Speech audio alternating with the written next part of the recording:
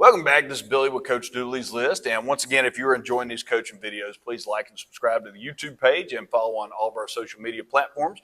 Today, I'm here at Jefferson High School with the head girls wrestling coach, Nick White. And Coach, I appreciate you taking the time to meet. Yeah, absolutely, man. It's a pleasure. Appreciate what you do with the online polls and all these interviews. It's been good to watch. Well, I appreciate the people who are following along. And, Yes, sir. I'm excited about the polls again this year, too. So if you're in the wrestling world, head coaches, make sure that we'll send you an email soon. We'll get the poll stuff out there, Yes, and we're sir. going to be doing it through scoreboard. So that's going to be really, really good Okay. this year. Updates. Yeah. Oh, yeah. So, look, jump right into it. Tell everybody, a little bit about your coaching journey, how you ended up here in Jefferson. So as far as ending up here, it was 1,000% a God thing. Had a great job at Carrollton High School. They did a great job for us and my family, but, got a phone call from Coach Navis here at Jefferson, and me and my wife were going to come just kind of check everything out just to have a look. And as we were on the way back, we just felt like we could hear the voice of the Lord say, this is where we needed to be. And it's kind of funny back home. There's a restaurant called Jefferson's. It's originated out in Alabama, but they had a Teacher of the Year competition. Ended up winning the Teacher of the Year competition, and they were red and blue and white and all that. So there's just a lot of confirmations that this is where we were supposed to be, and it's been a phenomenal community, man. Cannot understate that or overstate that enough. It's just a phenomenal place to be. It's been good for all four of us. So that's how we ended up out here in Jefferson. It was 100% a Lord thing, and He took care of us, and here we are.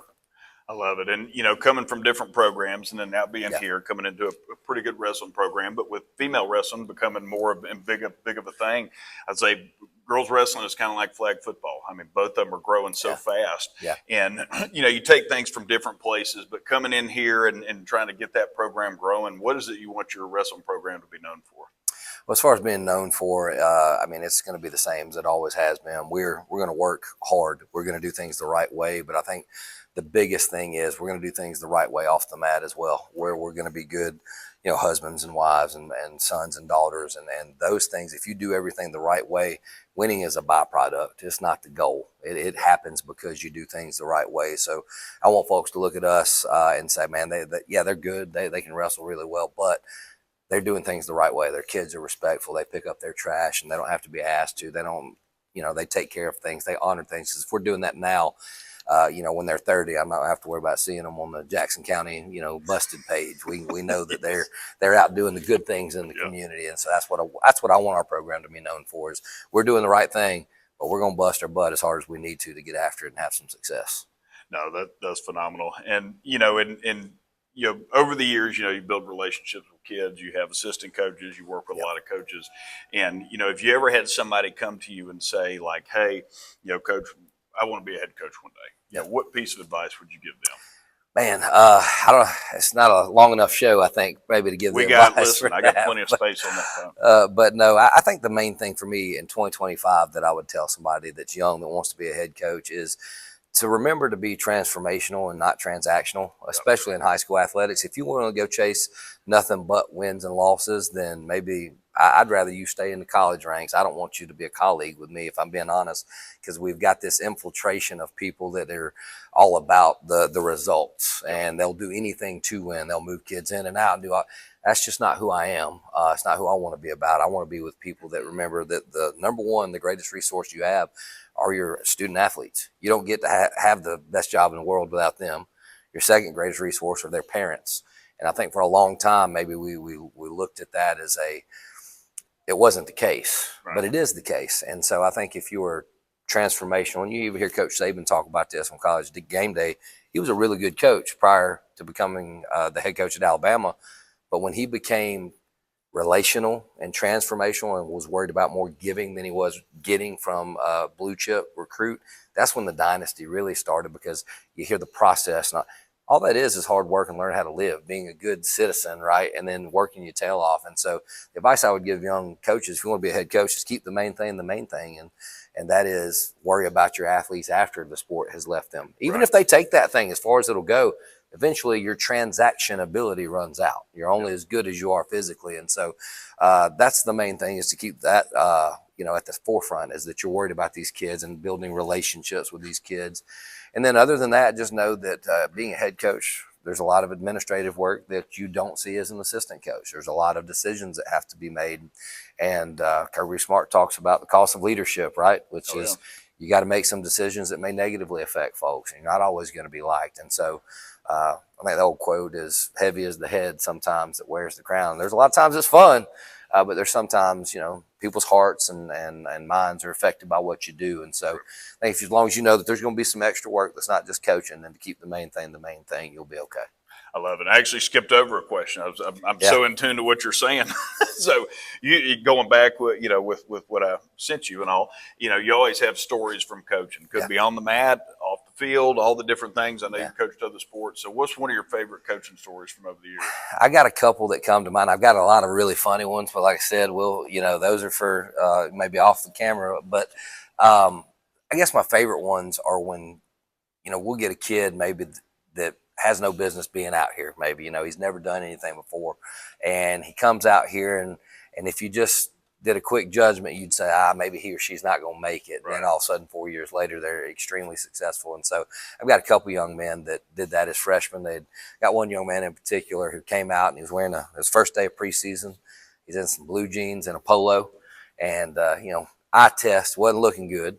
And so I asked him, I said, well, what other things have you done outside of school? And his answer was, sir, this is the first organized activity I've ever done.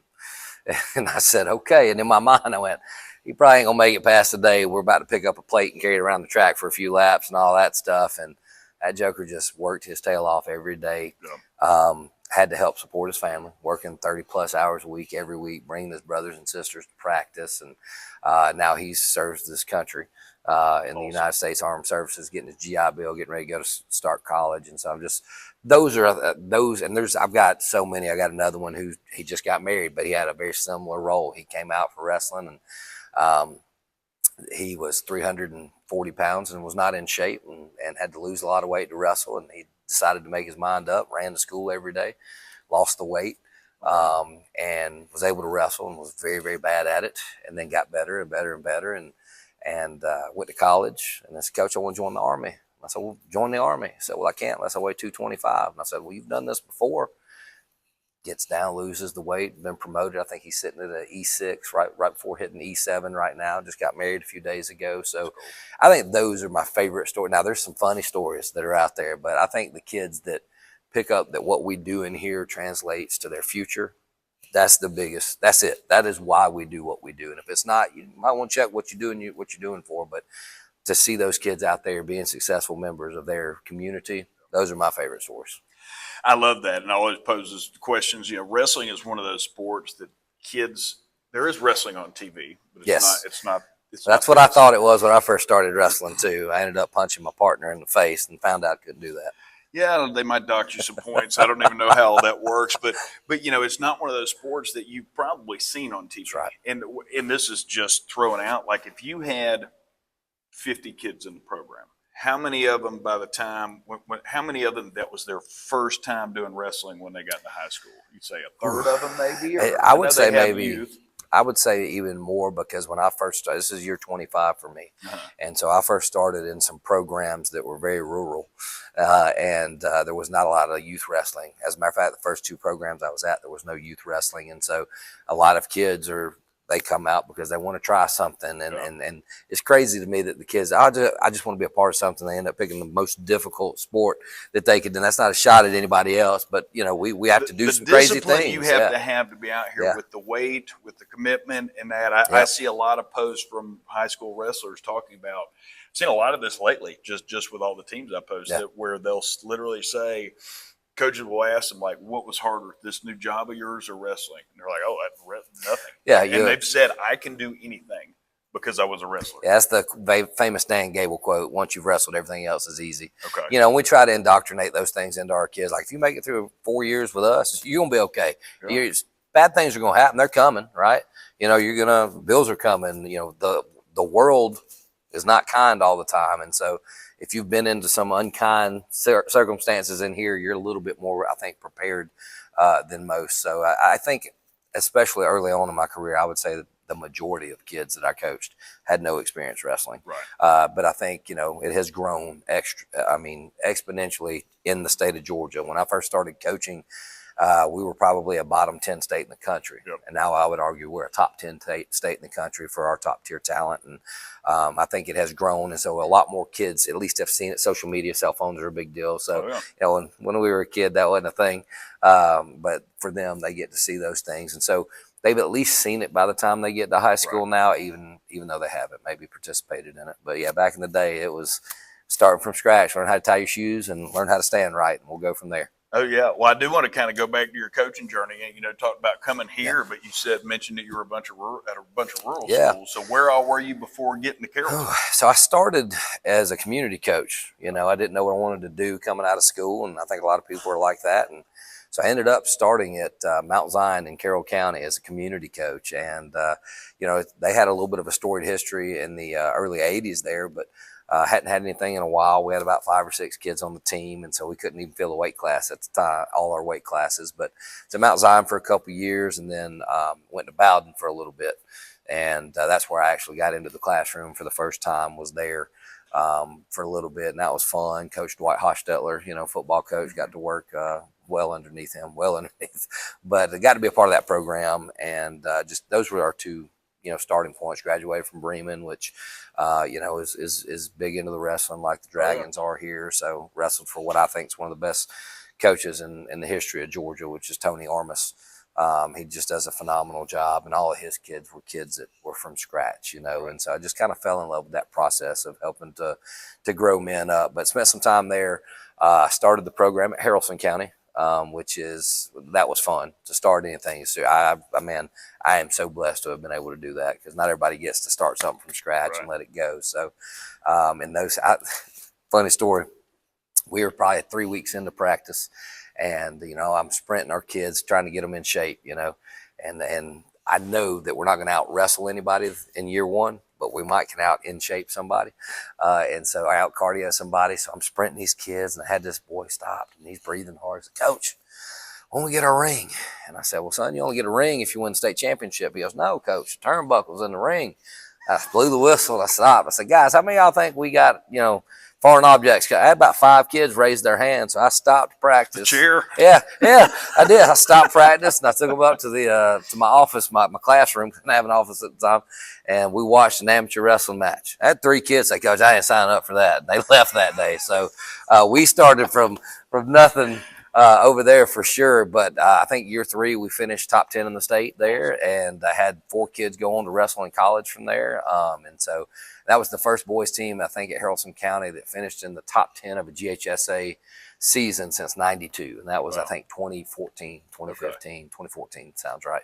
And then obviously ended up at Carrollton for a little bit. But I would say the majority of the kids I've coached up until I got to Carrollton had very little wrestling background. That made it more fun once you see those guys get to the top of the podium.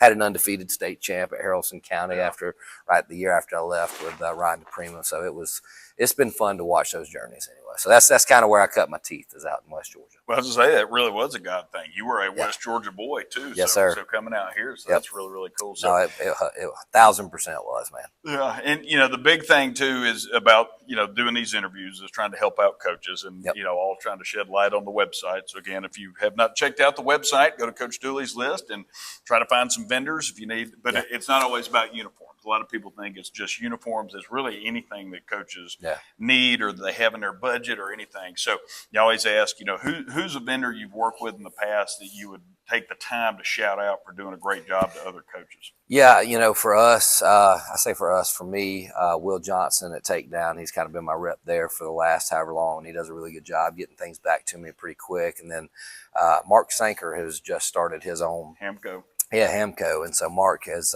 done a phenomenal job taking care of me as well. I could probably talk forever, but a lot of those other vendors are a little bit more national, whether it's Rudis and stuff like that. But those are 2 guys that pop into my mind. And then all my other guys are West Georgia guys. Ozier's does a tremendous job. Will Ozier out there in West Georgia does a really good job as well, getting things supplied. So those are 3 that pop into my mind, but there are countless. And if I didn't mention you, I'm sorry. I do apologize, but those are the 3 that kind of pop out. Well, Ozier's and Hamco and Takedown. Yeah. I always says Takedown. I figured this Yep. out last weekend. They do more than just wrestling stuff Yeah, too as that's well. right. And I think the name kind of throws people off, but all of them were very well. Well, and they're all recommended. local, and they're all in the state of Georgia, Yep. and so that's kind of, I like to, if we're going to spend money, I like to spend it here. Obviously, Rudis has some things as well, but those are our 3 state of Georgia folks that I think have taken care of me the most. That's awesome. That's what coaches want. Look, Yeah. they take care of us. They get you what you Yeah. want, and they Timely communicate. manner. Yep. And nothing. Even if things are wrong, they're going to fix it. Yep. Yep. So. Well, Coach, listen, man, I appreciate it. I can talk to you all day, but I appreciate you taking the time. Yes, sir. I know you got to Thank go you. back to class here in a Yeah, minute, but yeah. thank you so much. We got to stomp out ignorance today. We're going to do it. One student at a time. Stay busy with that. Yes, sir. So I appreciate you guys. Yes, sir. Thank you.